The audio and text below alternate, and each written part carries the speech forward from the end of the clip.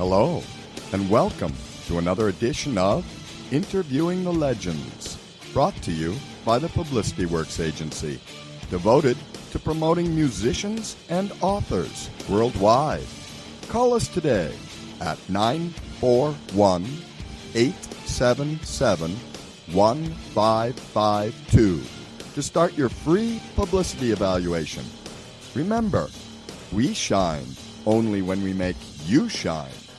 Please welcome the host of Interviewing the Legends, music journalist, author, and entrepreneur, Ray Shasho.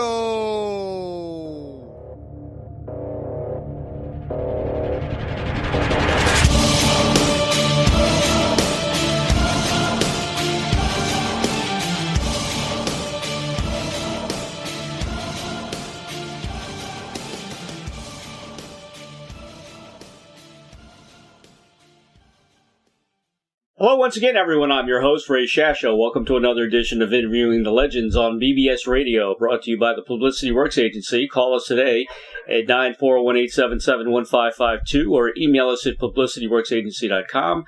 Remember, we shine only when we make you shine. Also by the Rockstar Chronicles Series 1, my new book, available at bookbaby.com and amazon.com, featuring over 45 intimate conversations with the greatest music legends the world will ever know.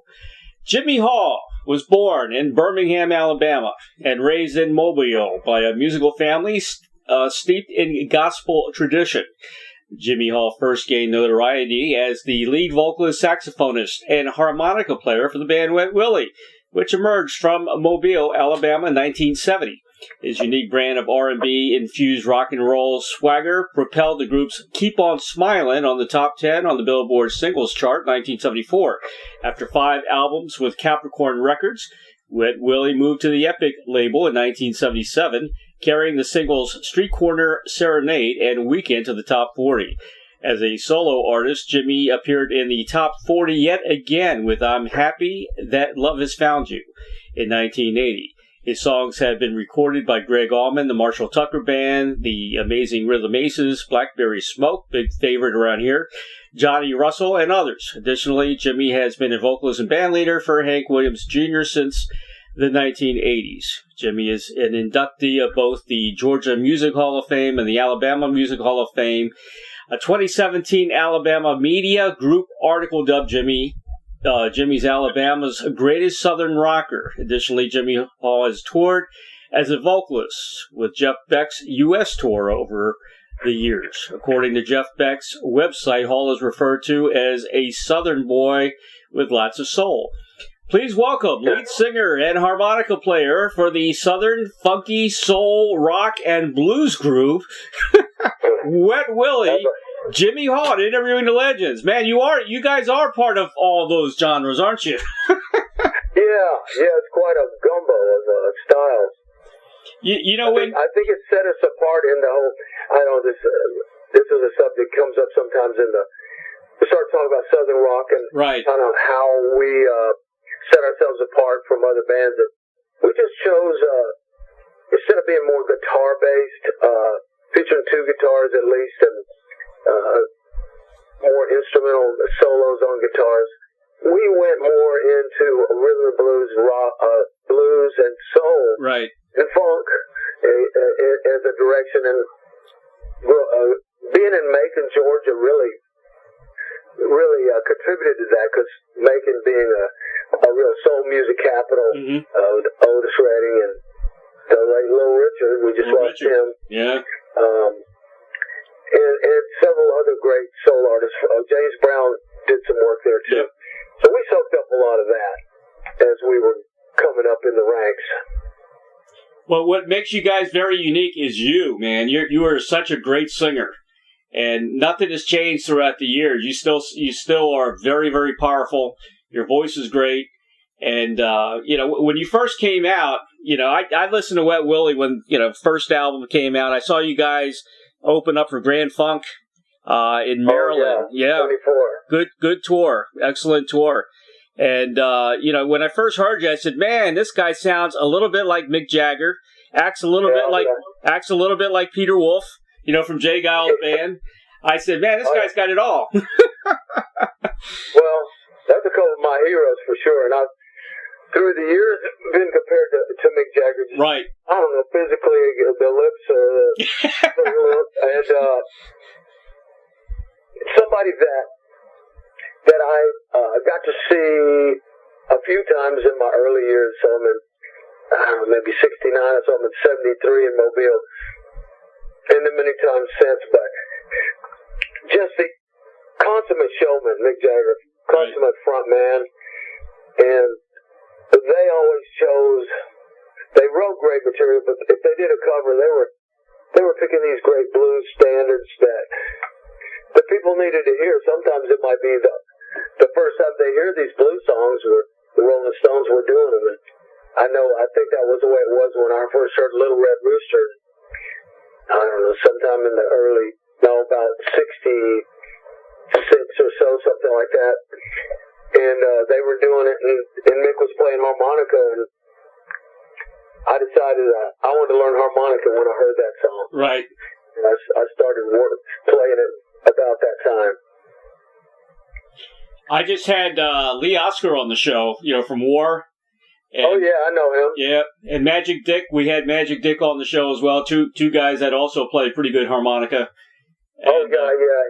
And both those bands, we did some tours, and I remember being on Midnight Special with War one time. Might have been the first time I met them, and we did some shows with them, and Lee and I got to know each other, and would talk shop about harmonica playing and whatever. When he started his Lee Oscar harmonicas, he wanted me to endorse those, and he was going to provide me with harmonicas if I did. But I was true to Hohner because that's what I started with, and I was so used to playing these Hohner harmonicas, and it was kind of like the Fender guitar of harmonicas. It was a classic. Right. Well, you're amazing, man. The way you play that harp and saxophone. When did you learn to play the saxophone? That goes back to school, high school, junior high school. Huh. In 7th grade, they offered, this is down in Mobile, they offered band. You could be in the band if you want to play an instrument. And my brother Jack was 2 years older than me. He got started in band and started playing clarinet. I guess he was, 7th grade, 8th grade, and then so he was a couple years ahead of me when I could join band. And I was thinking about, I wasn't sure what I wanted to play, but my mom said, I just love saxophone. I love the jazz and the blues and the way the sax could play on these soul records. And so she wanted me to try saxophone, and then they bought me when I joined the band and wanted to play sax, they bought me a nice Selmer alto, which was, now those things are worth a whole lot of money, and back then they were also, but it was a good used one. And in fact, it was my band instructor, my band teacher, that I think her name was Miss Bassett. She found this horn. That's what it was. She found this horn and said, "This is a great horn, and it's going for $300." that was pretty big money back then. Oh yeah. But still, a bargain for that horn, and so I started playing the alto sax in 7th grade, and learned the rudiments and how to read music, and kept up that through high school in marching band in Davidson High School. My brother and I both were in marching band, and had a great band instructor, kind of like Mr. Holland and Mr. Holland's Opus in the movie. So this is our band teacher named Mr. Thomas, Orland Thomas, was very much a mentor for me and my brother, because he was strict in some ways and expected a lot, but he really he did it in a way we didn't feel like we were being pushed too hard, or that he was being too judgmental or anything. He just knew how to inspire us to do our best, and it kind of helped shape my ideas about what I want to do for a living. Right. So when did you get your first break, I guess, in the music industry? Well, we kind of, when Wet Willie started, we were together in late 68, 69. 69 right. Was a formative year. We were in Mobile, and my brother and I put our heads together and started assembling the best players that we knew amongst all the... It's a small town, Mobile, right. Alabama, in 1969. There were a few bands around, young bands starting in there. So we started making some phone calls and networking something about which players were the best and who we would like to play with, or who we would like to get in our band. And we did that for just kind of woodshedding and rehearsing and auditioning these players for about a year there. And then later on in 69, we just started putting a business plan together to try to figure out how we could record and how we and where we wanted to record. Okay. And so we looked at a lot of kind of music capitals at that point, or music towns, and New Orleans was close, and Atlanta wasn't that far, and there was music going on in all these towns, even down in Florida. But we got the Allman Brothers' first album when it came out. We'd heard about them because I think the Almond Joys had toured around and been to Mobile. Right. So we got this album and it didn't leave our turntable for weeks. So we were listening to it over and over, and we're drawn to the several things about the music and the direction and the instrumental expertise, the quality of the guitar playing, and the great vocals by Greg. And we just came to a decision that if we could get to Macon, Georgia, if we could record for that label, then that would be a great thing, the perfect fit for us as far as what we wanted to do and where we wanted to go and how we wanted to get there. So our guitar player, Rick Hirsch, our guitar player at that time, and was really our main one, he had graduated from University of Alabama in Tuscaloosa, and had a fraternity brother named Frank Friedman, was a friend of his that he graduated with. And Frank was a musician who played guitar, and was a songwriter who ended up moving to Macon, Georgia, and was part of their house band. In other words, some artists might come in and need a band to back them up when they recorded. And he was a session player there in Macon. And so Ricky reached out to him, called him up, and said, we would like to see if you could help arrange an audition for our band and get with Phil Walden and that was the head of the label, the president of the label, and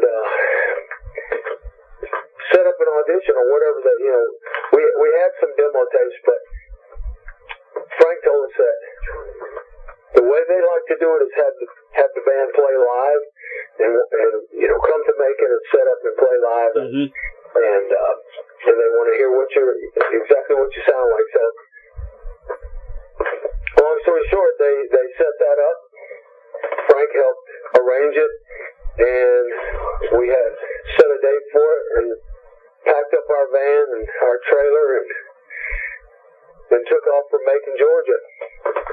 And that was in the early part of 1970. Right. And we set up just like we said. Capricorn had a rehearsal hall, warehouse building that they use for these kinds of things, and a stage in there. We set up our equipment, and just like we're going to do a show and play almost an hour's worth of material for Frank, for Phil Walden and Frank Finner, who was his head of A&R right. at Capricorn, and they really liked it a lot. They loved it. They said, this is something we think we can work with, and it'd be a good adjunct to the Almonds. Sure. As far as maybe going out on tour with them. So we shook hands and signed some paperwork, and pretty soon we were in the studio recording our first album. You guys were a perfect fit with the Allman Brothers, because, the Allman Brothers, a lot of people classify them as Southern rock, but they really aren't. They're like you guys. They're very eclectic. You can hear jazz. You can hear a lot of things in the Allman Brothers. Yeah, definitely. Yeah. You could hear, especially that jazz, and those guys were listening to. Oh my gosh, John Coltrane, or they were listening to Eddie Harris, just all kinds of cool jazz people, and getting inspiration from that, and that was a great direction for them, and it was the years that we were touring with the Almonds, those first few years when Dwayne was alive, yeah, right, and Barry was there. It was, yeah, I can imagine. I just treasure all these memories, and I go back, and it was too short. Yep. That those guys were around, because it was a year, give or take, 18 months or something.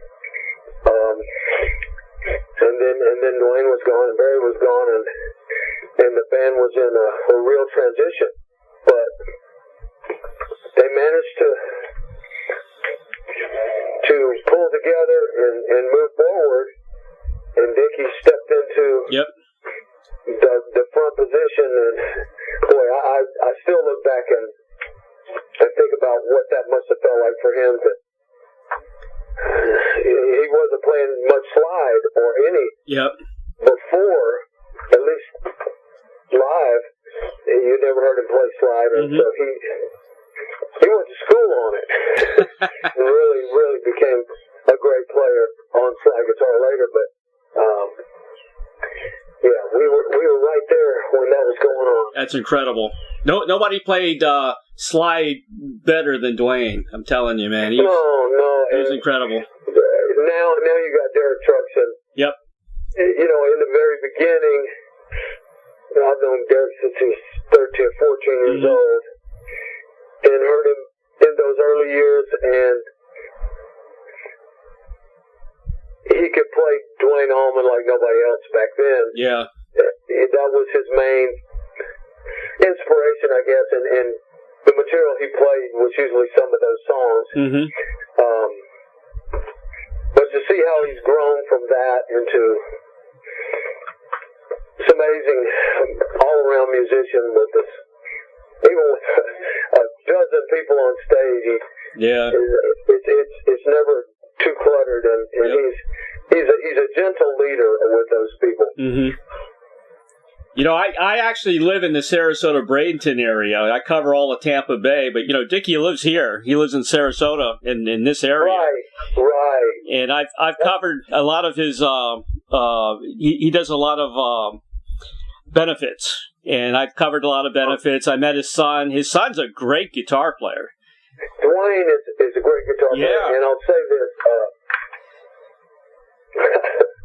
I know I've been around a few years, and just having known Dickie and being around Dickie back then, and I got to meet Dwayne. He was probably 10 or 11 years old. And didn't know him. I wasn't around when he started playing any instrument. Then fast forward, I was on some shows, a couple of shows where Dickie was on the bill and Dwayne was in the band with him. Right. So it was 2 shows I got to hear with that and noticed that Dwayne was really starting to come into his own and really forming his own style in a lot of ways. And now, just fast forward to the present, I've gotten to know him even more in the Almond Betts band. And, exactly. Yeah. And playing shows with him and then seeing him in the studio, and just a great thing. It is. Yeah, I did a review of the show, and I really boosted Dwayne. I said, man, you close your eyes, you hear Dickie. He was almost better than Dickie. You open your eyes and he's a spitting image in some ways. You might be a little taller and thinner or whatever. Yeah.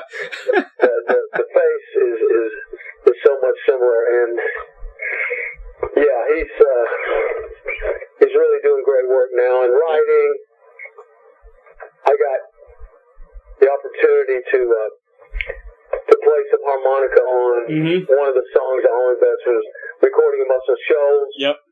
Back in early part of this year, and they invited me to come and play. I had time to stick around for a little bit, and they said, man, let's play some harp on this one song, and it's one that Dwayne wrote or co-wrote, and I've yet to hear the finished product, but I know this is going to be a good album because I heard some of the just bits and pieces of what they were doing. Yep. While I was there.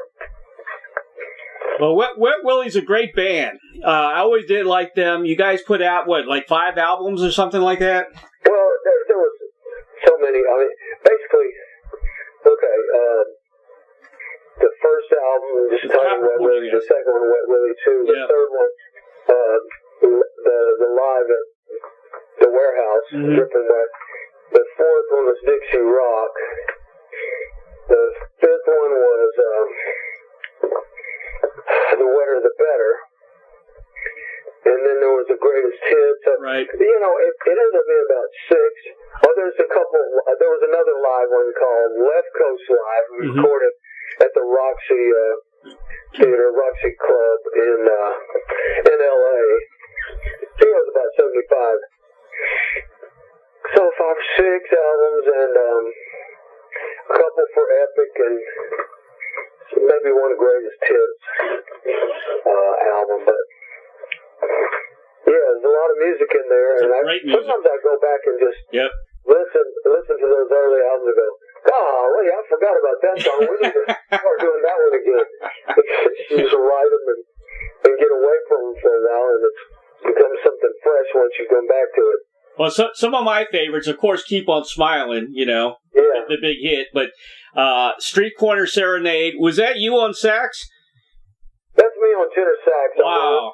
And we recorded that in England at the Virgin Manor Studios. It was outside of Oxford, England. And, the label, Epic wanted us to kind of build on this the kind of Rolling Stones idea they had, where we were kind of the American version of Rolling Stones. But so they said, well, let's go to England and record at this studio. And we had an English producer, Gary Lyons was his name. Right. And he had done some work with I think he worked with Aerosmith on a couple of projects, but he was really good with vocals.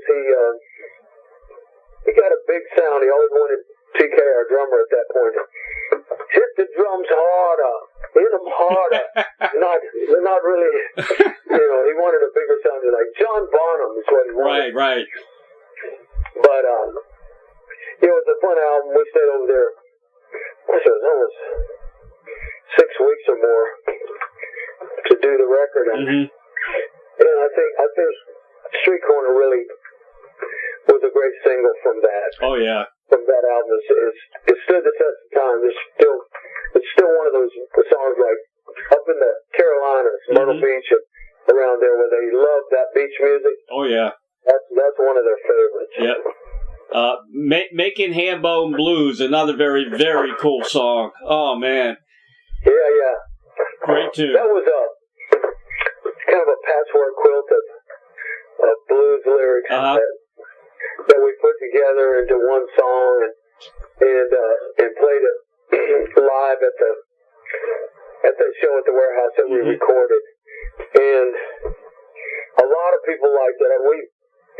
It gave Ricky Hurst was a big B.B. King fan, always was. And sometimes his playing really shows his influences as far as B.B. King's concerned. And that song in particular. That song also was sampled later on. I'm trying to think of the year now, but we'd have to look it up. Probably in the 90s, early 2000s. Fatboy Slim is a remix artist who would sample different people and create new songs or feature different pieces on different songs that he's put out.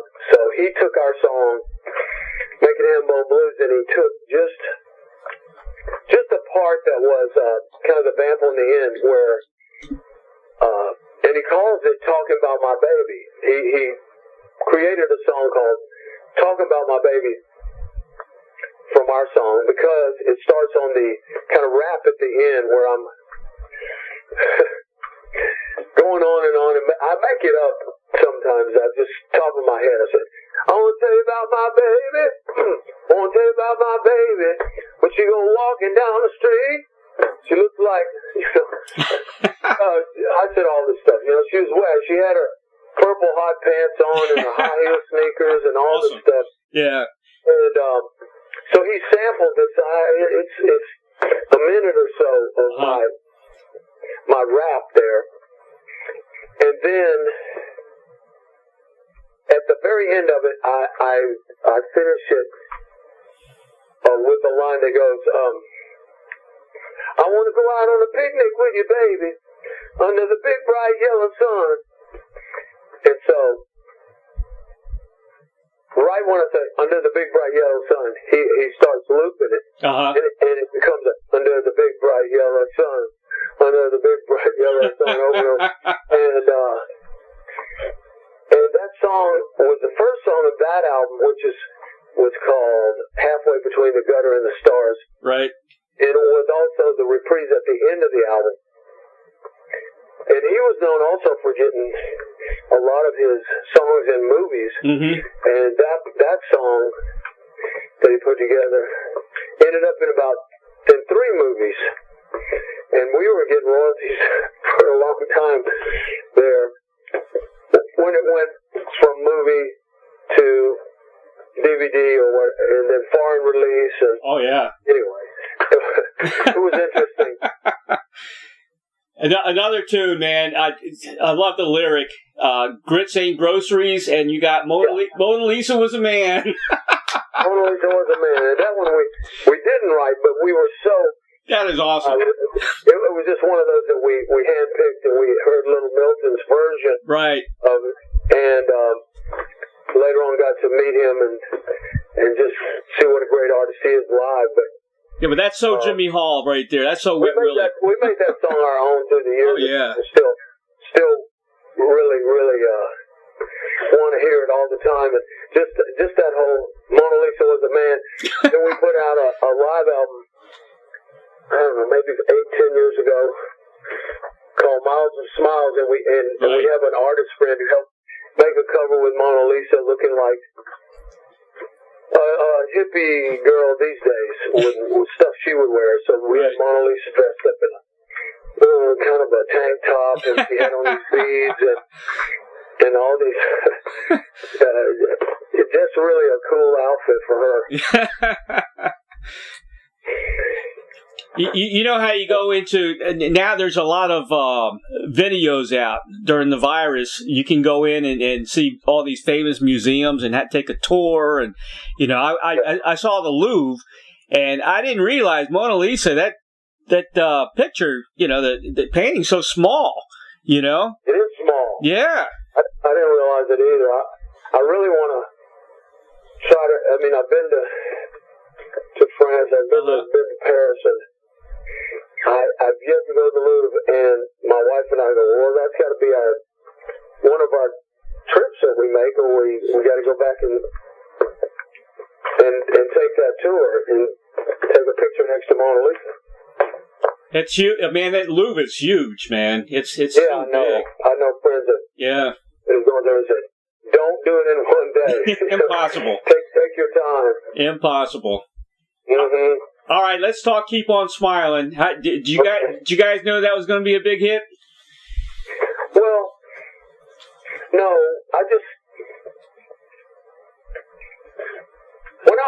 When I write songs, and I even as a kid, I wrote poetry or just enjoy writing in general, or just having fun with words. Right. But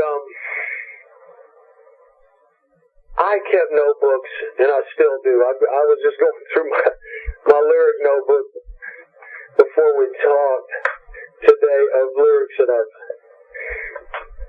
trying to be creative every day. We get up first thing in the morning, see if I can form something that's worth writing down.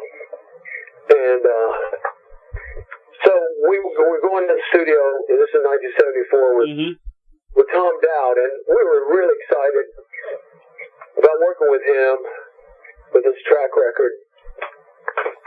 Everybody from Cream to Eric Clapton, of course, and Rod Stewart, and I don't know if he worked with Ray Charles early on, maybe he engineered it, but then later on worked with the Almonds and worked with Greg and worked with Leonard Skinner and a lot of our peer group.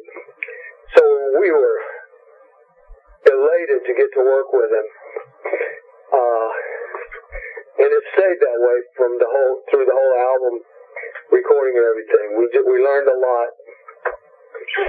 Tom would take his time to really listen, and he just was the best at hearing everything in the song and deciding, is everything working together right? Is the bass part the right thing? Is this the right arrangement for it? So, as far as writing the song, I'm going to say a few words. I had the lyrics of 100% written out in a form that's mostly verse chorus kind of format, but I didn't really change them much once we recorded it. Ricky Hirsch had this instrumental lick, and it was funny because it's kind of reggae feeling. This exactly. Yep. You can just it just and I love reggae and always have. So I said, I like that rhythm. I like that lick. That's really catchy. And he was just playing the lick over in kind of a rhythm guitar feel that he was showing me. And I started singing along with the words that I had, and things just started fitting together, just like they were meant to be. And that song was written really in just a couple days of collaboration with Ricky and I. And when we played for Tom Dowd, Tom Dowd, I think from the very beginning thought, this is the one I feel has got the most promise to be a single. So we recorded it. Well, in the recording process, Tom was kind of picking it apart, listening to the different parts, and said, well, we don't have a bridge here to change it up. You have a harmonica solo, and that brings in a change, but it doesn't really have a bridge to take that left turn and then come back home with it. He said, what if you take, and I had a verse, the verse was, you're hanging out at a local bar, wondering who the hell you are. Mm-hmm. Are you a farmer? Are you a star? Keep on smiling. And that's just kind of, that was the lyric. And he said, let's take that verse and let's get that bass drum. We're going to go, just everybody hit it together. Right. Just like a boom. And stomp it one time. And go, boom. You're just hanging out, boom. At the local bar, boom. You're wondering, boom. Who the hell you are? Boom. Are you a farmer? Boom. Are you a star? Then he said, right here. After you say star, you slam back with the chorus full throttle and vamp it on home. Right. With the choruses and the course our Willie as my sister Donna in L.A. we were singing back up, and that was kind of like an angel's choir behind us on that song. But once we tried it, everybody's looking around at each other going, damn, that's a simple idea, but that's money. We got something here. that really is a hook. So I could spend a whole interview talking about stories. Oh, yeah. Or reading stories to you or emails, personal experiences of people who have benefited and who have been helped through a hard time, and when they lost a loved one or had a first responder email me in the past few weeks. There was just all this started. I've gotten 5 or 6 emails from people saying, I listen to this song, it helps me get through these uncertain days, but this is a first responder, a fireman in Pennsylvania. That's great. He said he's a big fan, and he's always listened to our music, but he said he's loved Keep On Smiling, and it's so inspirational to him that he plays it every day before he goes to work to inspire and encourage him, lift him up. Yeah, they need to play it for the nurses, in the hospitals. Yeah. And my wife, it's funny, I have 3 sons, and my wife is in the medical field, and she, since I first met her, she was working she started out just as a nurse, and she's a nurse practitioner, and she's been in mental health, and she started working for the VA several years ago. And God bless her. And it's a hard job, but her father was a lifetime Army, lieutenant colonel, and she's doing good work. But what I was going to say, I've got 3 sons, and they all have musical talent. They've played in bands and helped write songs and done a lot in music. And still love it, but they all were encouraged to have a plan B if they wanted to become and get into music. Right. And so I have 2 in the medical field, and one is an attorney now. Huh. And and they still, we did the Rock Legends cruise, done Southern Rock cruise, and on those cruises my sons came and played in my band, whether it was a form or a lineup of Wet Willie, which is the Rock Legends cruise that we did back in February. My son Alex, the attorney, played drums. My son Ryan, who's an MRI radiologist and technician, all right, played keyboards. That is so cool. And my youngest is in LA finishing his degree, where he'll be a vascular ultrasound, I can't even say it, vascular ultrasound technician. Right. And working in a hospital out there. Man, you should be very proud of him, I tell you that.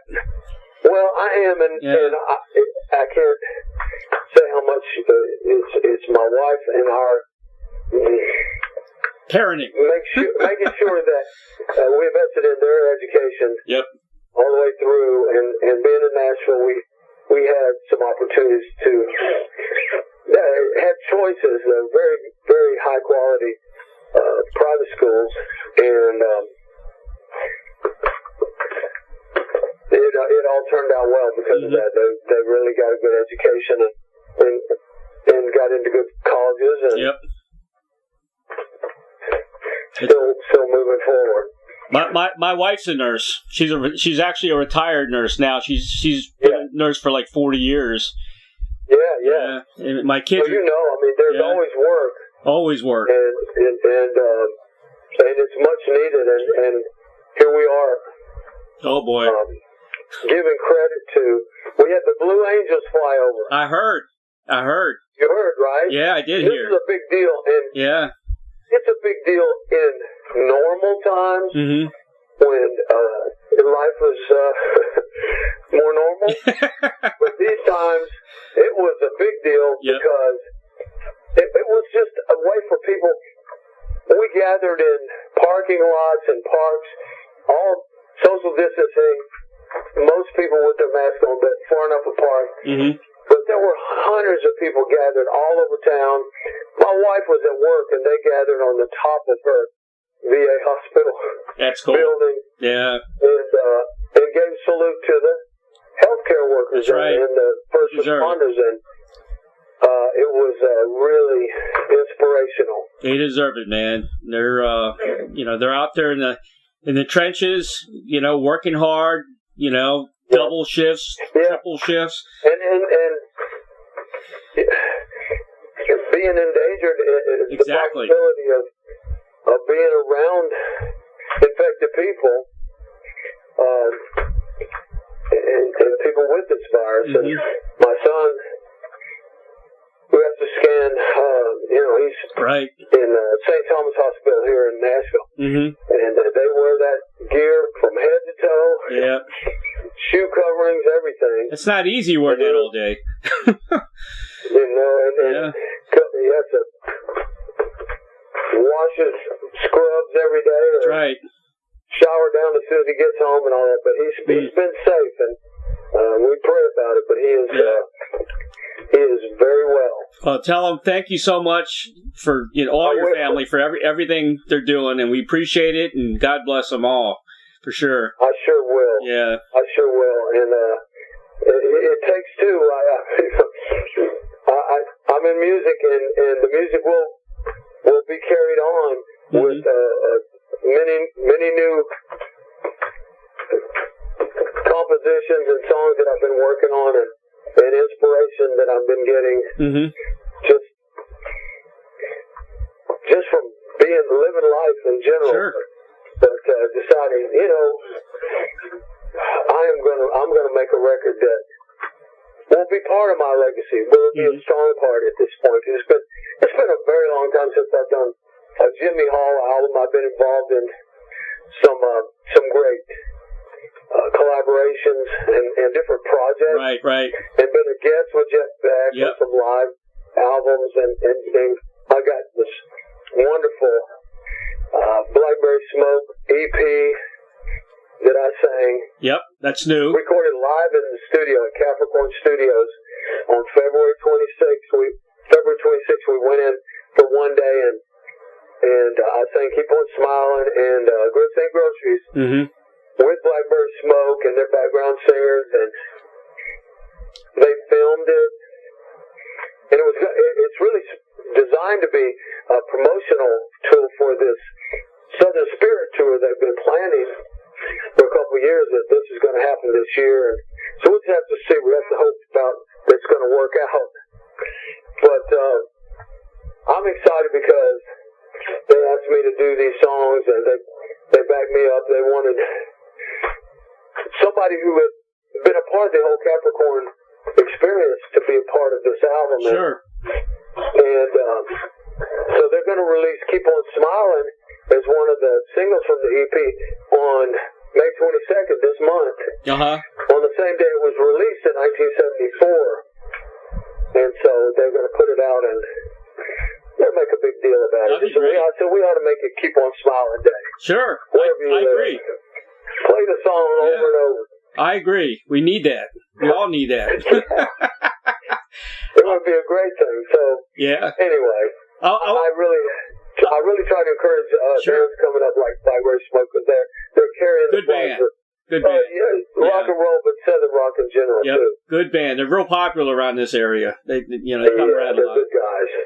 I love your stuff. I love your tour, and you're on it live at the Hollywood Bowl with Jeff Beck. I love your collaboration with him, man, and especially at the Change Is Gonna Come. Oh man, it's an incredible tune. How'd you meet Jeff Beck? Well, when did that first happen? Wow, this is you couldn't write a story. You couldn't make a movie that was any more, I don't know, perfect than the reality of how it all happened. And I'll tell you one piece of the very beginning where, as a kid, I loved the music of the Yardbirds. And in my little copy bands would play Shapes of Things. And, Want to Do and stuff like that. I'm a Man. But moving forward,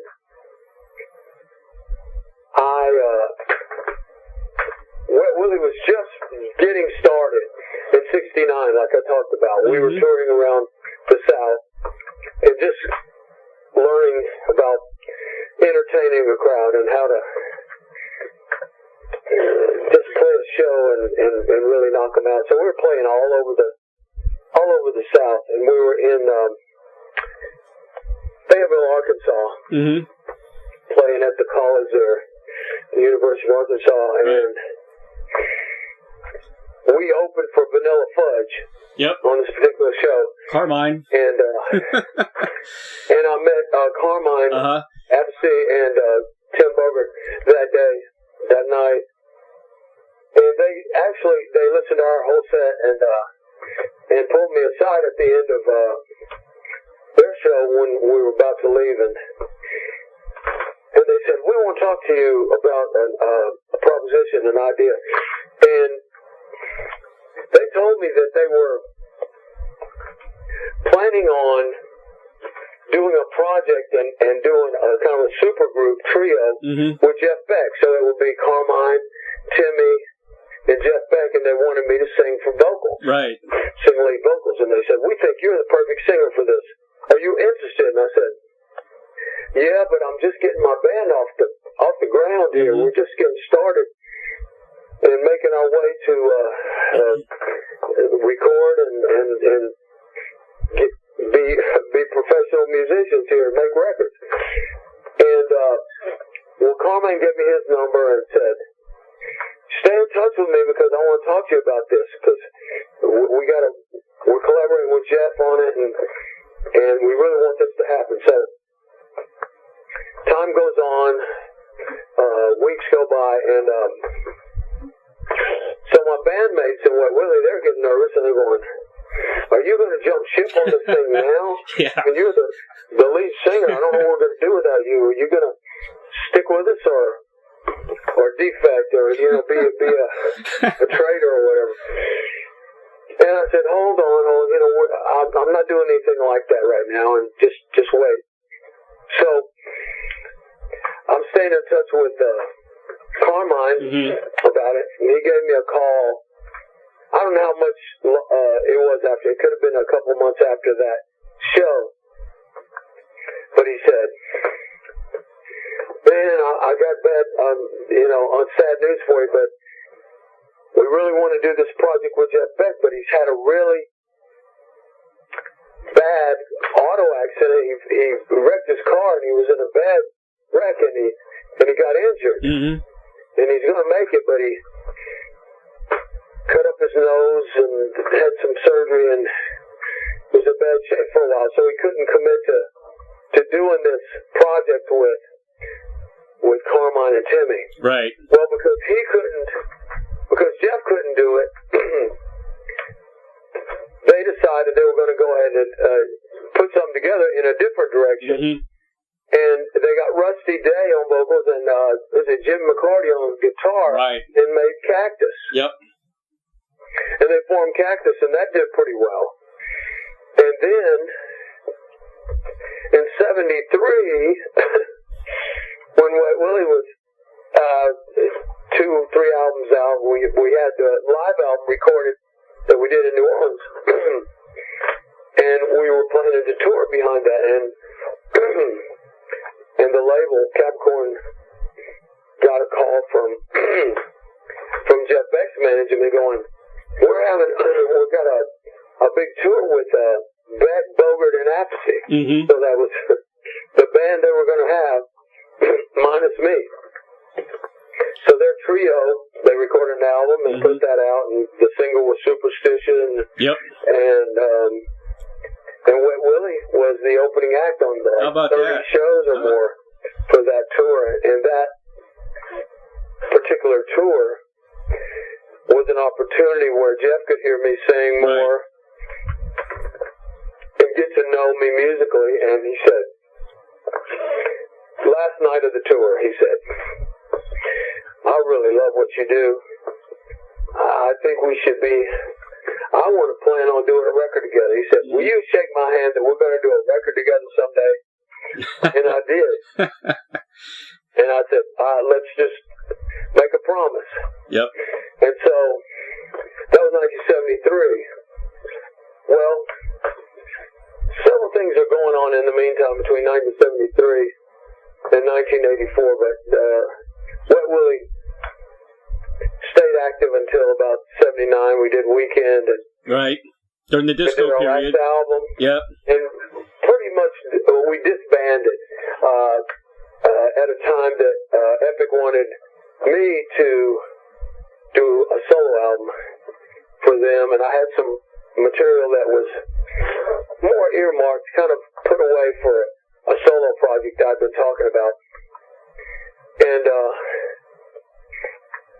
so I did those two solo albums, and so 1984 comes rolling around, and it's been all this time since I saw Jeff in maybe 1980. I got a call from him, and he wanted me to come jam with him at the Fox Theater in Atlanta. Right.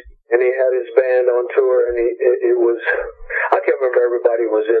Tony Hymas maybe was on keys, but I sang Going Down with him that night, and once again he says, I hadn't forgotten you. I still got your number. So 1984, I get another call from Jeff and his manager both called me on different phone calls, but it was like, Jeff is in New York recording, and he's got Nile Rodgers producing and co-writing the material. And he's recorded several tracks. He's got a lot of the tracks already recorded, and he needs a great vocalist. And he was up there wondering if you're interested. And it just so happened that my wife was pregnant with our second son. Right. At that time, and was due to give birth supposedly within a week to 10 days was the window that they said. And so they wanted me to fly to New York they gave me about a week's notice, but it's like, can you fly to New York on Thursday? And I said, listen, we need to talk about this. I want to be here for my son's birth, and if you could help guarantee that you'll fly me home whether we have to charter a jet or whatever. If my wife goes into labor, will you do that? And they promised they would. So my wife said, you go. This is important. You need to go and do this record. This kid will wait. Right. She's, very supportive. she told me to go. Very supportive. So I flew out on Thursday, and we started recording that night. Nile Rodgers was producing, and one of the first sessions we recorded the single Ambitious, which was a single and did pretty well. Got a lot of MTV coverage of the crazy video we did. And recorded, 4 or 5 songs during these couple of days. Recorded on Thursday, Friday, Saturday. And Saturday comes around, I fly home. And I'm feeling good because, man, Niall is giving me 2 thumbs up, and he's like, yeah, I mean, gosh, from Chic and all that stuff. And even now when I look back, he stays busy, and he got involved in, what was that? Daft Punk. Right. All the hits on that album. Right. Anyway, I was real happy. So I come home on Saturday night in the wee hours, like 3 or 4 in the morning or something. My wife goes into labor. And we go to the hospital, take her to the hospital the next morning. So Sunday, June 24th, 1984, Alexander Jeffrey Hall was born about noon, and he's named Jeffrey after Jeff Beck, whose birthday was on June 24th. You're kidding me. So they had the same birthday. Unbelievable.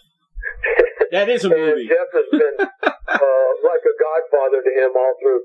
Jeff was, when Alex got married, he sent a beautiful package of champagne and flowers and all these kind of things. But he's just, I'll go out there and tour Jeff, and my sons will come out, and Jeff will go, "Where's my godson? Bring him over here." But yeah, it's been a beautiful, long friendship, and recording together, and there was a period from 2005 to 2014 where Jeff and I didn't work together. He was doing other things, instrumental albums and things, mostly without vocals, and that was a long period. So this year, of course, we did a short tour last year. We did about six shows, and the best one was at the Crossroads Air Classes Guitar Festival in Dallas. And Johnny Depp was a special guest on some of these shows, and he was singing songs, playing some guitar and whatever. And, being a star, he's got star power. And Jeff and Johnny really wanted to collaborate on some things that they've done. I think Johnny's done some vocals on Jeff's new album, which I don't think they have a single called "Isolation." It's online; you can find it. It's a John Lennon song that Johnny was singing on the tour last year. It was befitting of all this isolation and social distancing and everything. It fit right into this whole period, so they released it. And I don't know. What I was going to say is, so Jeff had a tour planned for this month in the UK. I don't know how many shows. It was 8 to 10, about 8 or 10, all over the UK. And I wasn't called to get involved in it, but I don't think it's happening at this point. I mean, they talked about it, but I don't think there's any shows going on. Not for a while. Over there, I really don't. But it was my point that I'm going to roll around to is that there's been times that Jeff and I haven't worked together for a few years, and then I'll get a call and say, "Hey, you still want to do some work with me? You want to? I'm going to do this tour. I've got the blues festival. I want you to come and help with it." So we'll see where it goes, because it's been a long and winding road that has always been fun and inspiring. Well, you have a sought-after voice, I mean, nobody sings like you. I'll tell you what, there's something to be said to sing Wet Willie material, and I can sing down and dirty blues and really, really make it real, right? Just as authentic as anything, right? And then I could turn around and be able to sing this powerful blues rock vocals that Jeff demands, with the power and everything from "Change Is Gonna Come" to "Morning Dew," or the things that "Superstition." We do all kinds of things when I do the vocals with Jeff, and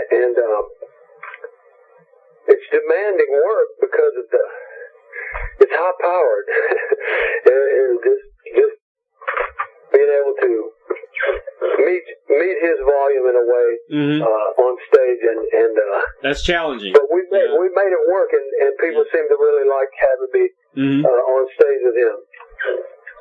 Yeah, I had Jan Hammer on recently. Also, he's worked with Jeff for a long time as well. Right, nice guy. He was at that Hollywood Bowl. Yeah, really good guy. Recorded. Yeah. And I'll tell you what, he jumped on with a fervor and enthusiasm like he had never skipped a beat playing with Jeff. He played that material like he just had been on tour playing it, and every note, everything was perfect, and he's up there smiling the whole time. He and Jeff were having like a love fest. They were so happy to be playing back together. Yeah. And everybody really enjoyed that. Yeah. You hit it right on the head. You said, you are real. Your voice is real. The only other guy I can say that about is Greg Allman. When you hear Greg Allman, that's a serious, voice. You know what I mean?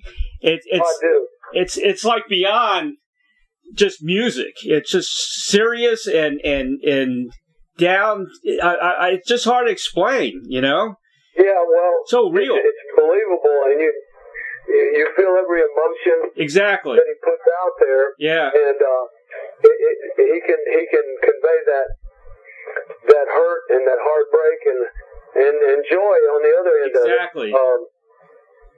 And he inspired me when I was a young guy listening to their records, and I'm going, I bet this guy's not much older than me, which he was been a year older or so, about a year older than me.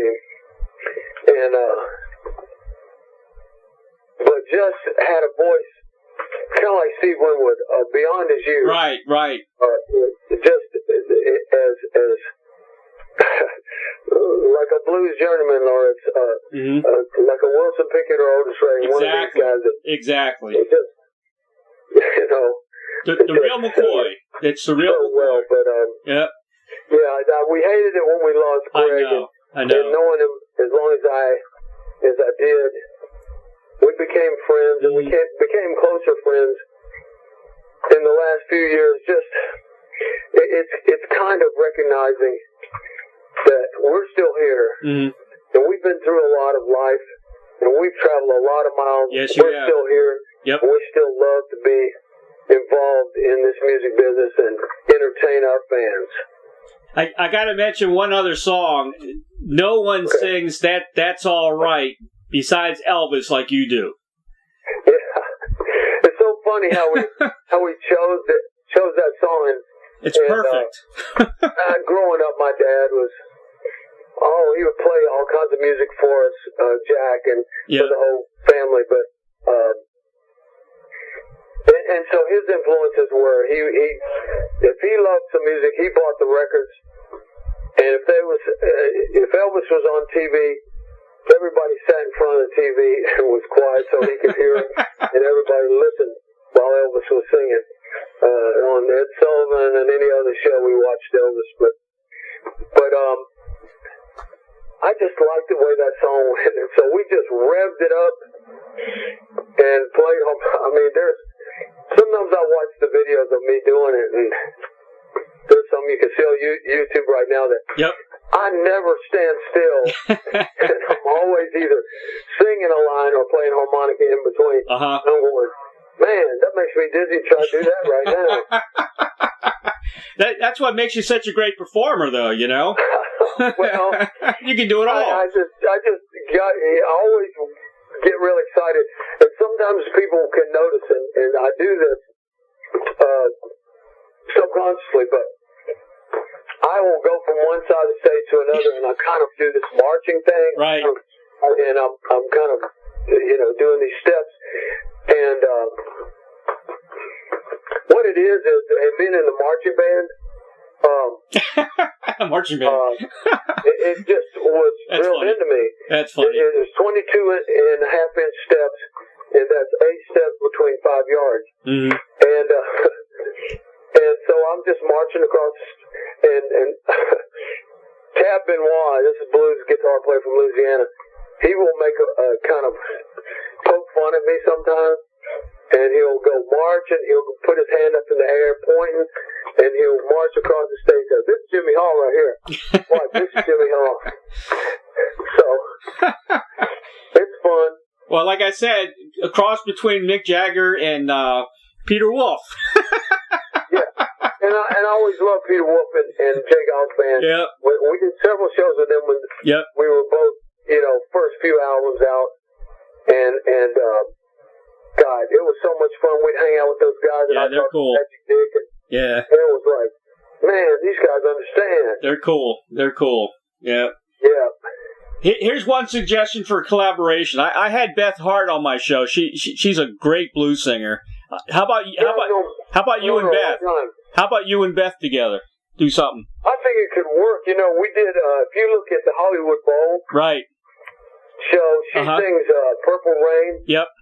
And maybe I'd rather go blind. It's an old song she did by Etta James. Now Jeff loves her. He's used her on some other tours here and there. I think it would be pretty cool. I think so. She knows me.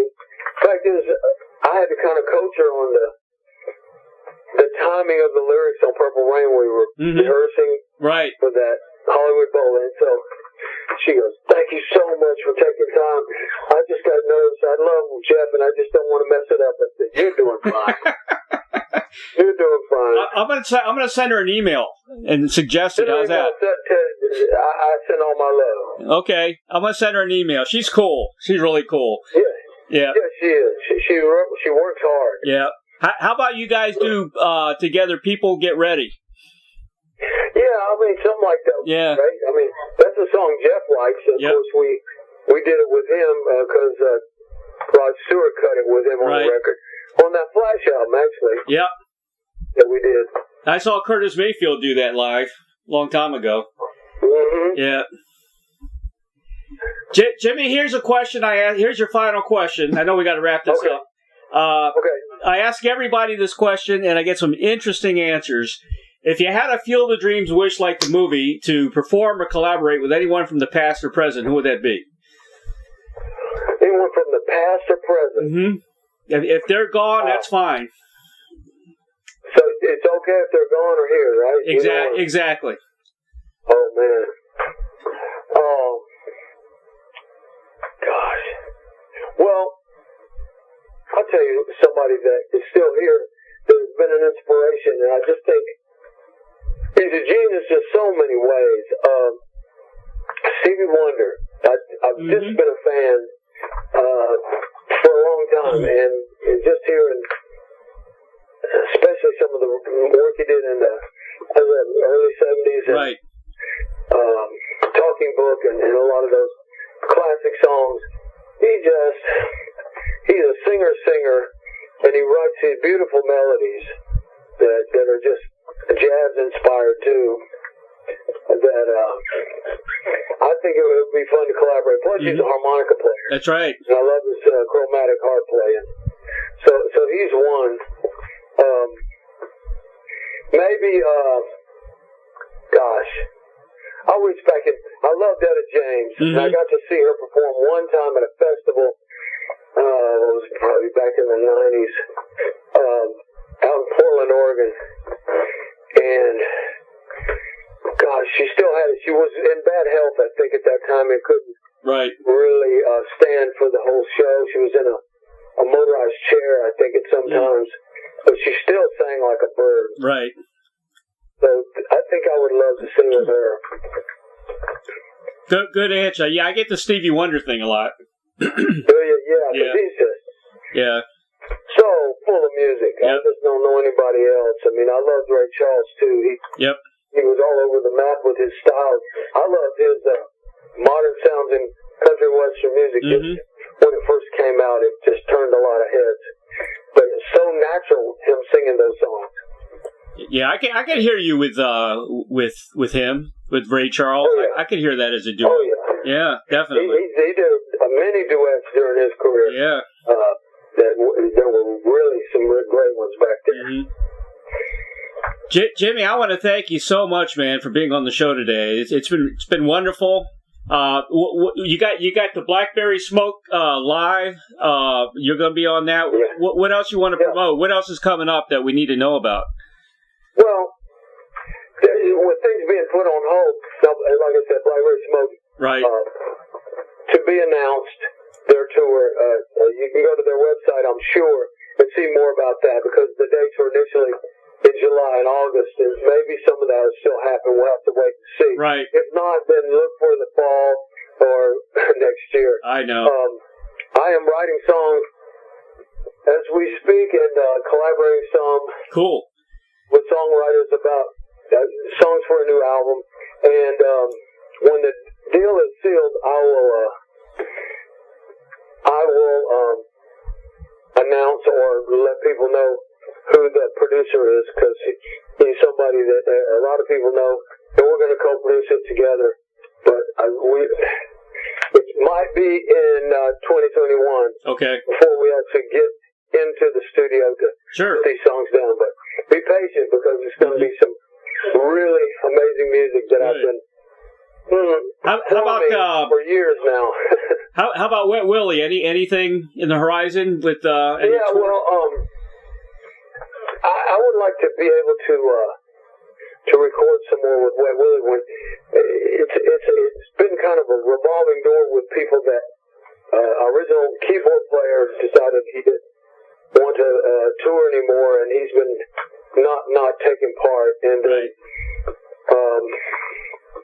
our original guitar player, Ricky Hurst, he plays on most shows, but he has a working studio in Mobile that stays real busy with it. He might not always be available, but I've always got my brother Jack on bass, or TK on drum, my sister Donna, and myself, and I've got other. I'm in a town full of great musicians, and I know a lot of them all over the country. Yep. So we've always got options when it comes to filling in and bringing great players with us when we do a Wet Willie show. Same thing like on Rock Lasers Cruise. I brought my son Ryan has just almost become part of the band. My son Alex on drums. We have TK, so it's two drummers, kind of like the Almonds. And it's a great sound. We've been having fun doing that lineup. That works for us. Yeah, we need to get down to South Florida again. Yeah, definitely. Yeah, you know anything about that big Blues Bender concert in Vegas? Is that still on, or you don't know? I don't know. Yeah. I've got to look. If you know, if you only knew how many emails or notifications that I've gotten since, say, March. Right. I don't know. March the 15th or whatever. Well, Jimmy, I hate to break to you this way, but we're going to have to postpone, blah, blah, blah. I know. And it's going to be on this date in 2021 now. It's been rough. So, it's been rough. That could be the fate for a Blues Bender. Yeah. So hold that thought. I'm pretty sure it's being moved. I've got Jimmy Carpenter is the guy that works for the promoter that organizes all the talent and gets everybody to sign a contract and everything. So I've got to get with him and make sure it's off, but I'm pretty sure it is. Yeah. Vegas is having a tough time right now. I know that. Yeah. But that's a great festival. Yep. Did it last year. Mm-hmm. I was on the bill the night we did our big show. I was on the bill with Government Mule and Larkin Poe. Mm-hmm. And that was, boy, that was a good night. I jammed with Warren and Government Mule, and he's a good friend to have. We've known each other a good long time. Oh, Warren's great. He's awesome. Yeah, I agree. Busy guy all the time. Yeah. Jimmy, thank you again, man. My best to the family. Everybody stay safe. Tell them thank you so much for everything they're doing in the medical field. Appreciate it. We all appreciate it. I'll keep your number, Ray. Okay. You want to just pick my brain about something, give me a call. Sounds great, man. Anytime.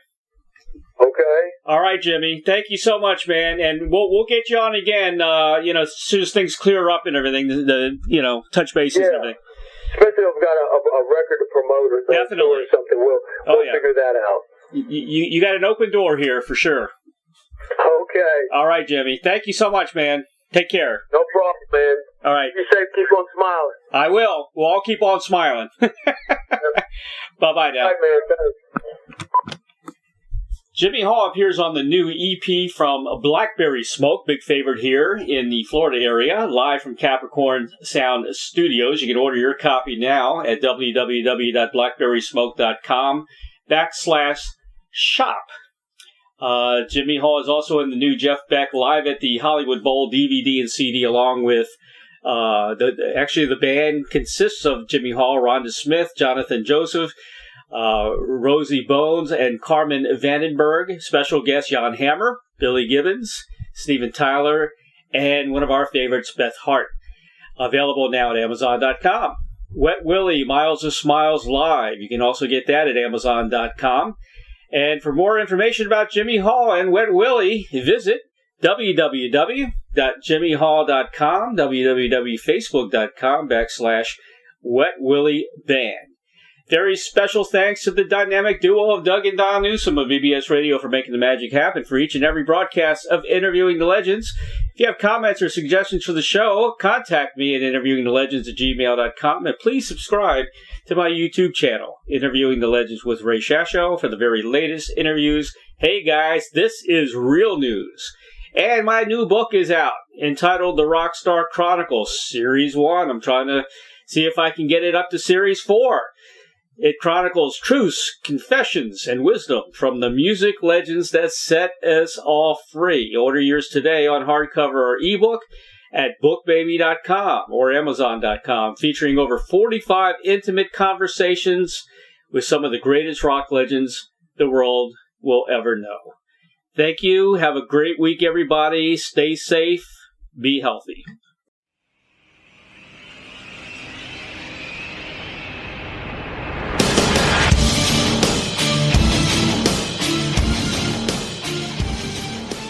Thank you, everybody, for listening to Interviewing the Legends. Brought to you by the Publicity Works Agency. Call 941-877-1552 or visit us at publicityworksagency.com, specializing in author and music artist publicity plans. We shine when we make you shine. Tune in to Interviewing the Legends every Tuesday at 7 p.m. Pacific Time on BBS Radio, Station 1.